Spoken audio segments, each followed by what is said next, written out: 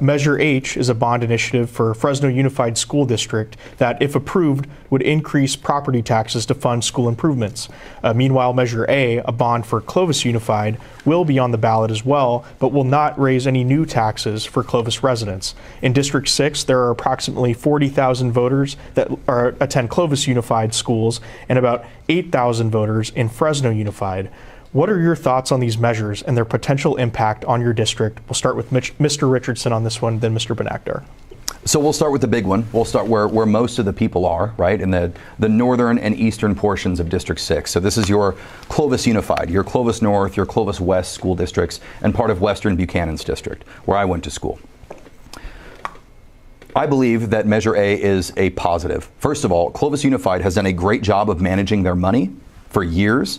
And it's been proven with their scholastic achievements, their sports achievements, their facilities, the public events that they're able to hold at all of their school grounds. I'm always proud to go back to a Buchanan High School football game, or to go every time I sign up to be a substitute teacher for one of the Clovis Unified schools to see the state of the schools. Yes, buildings get old, I understand that. But Clovis Unified, compared to their Fresno Unified counterparts, are living the high life. Yes on A. Let's move down to H. Let's move down to the southwest portion of our district, your Hoover and Ahwahnee areas, specifically around McCardle and Eaton elementary schools. Those areas down there are managed by Fresno Unified School District. Fresno Unified School District, in my opinion, has not done a very good job of managing their money over the last few decades, and we've seen that. The budget of Fresno Unified is bigger than the budget of the city of Fresno.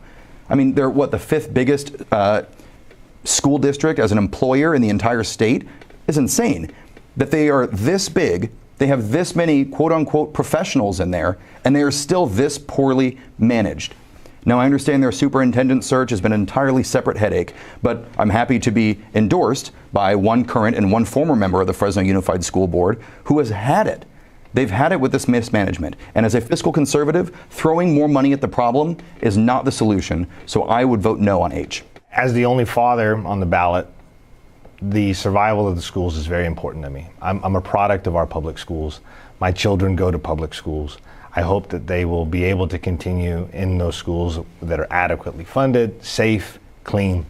When we're talking about these measures, though, we have to be practical about the implications. We are talking about your money. We are in a time where all costs are up. Every household's budget is stretched. So we are going to have measures that are on the ballot and that we're going to vote for. We have to require some strict accountability and transparency on where it's going to go.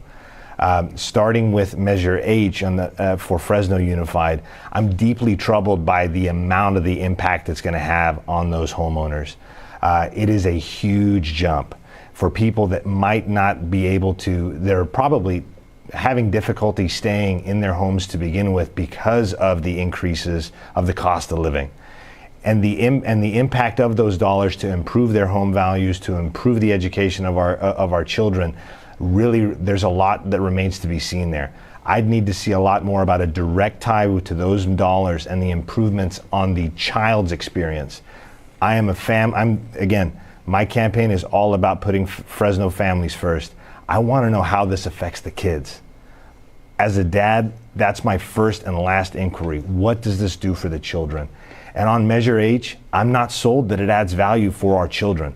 If it doesn't help the kids, it sounds like it's a production grab, and I don't support it.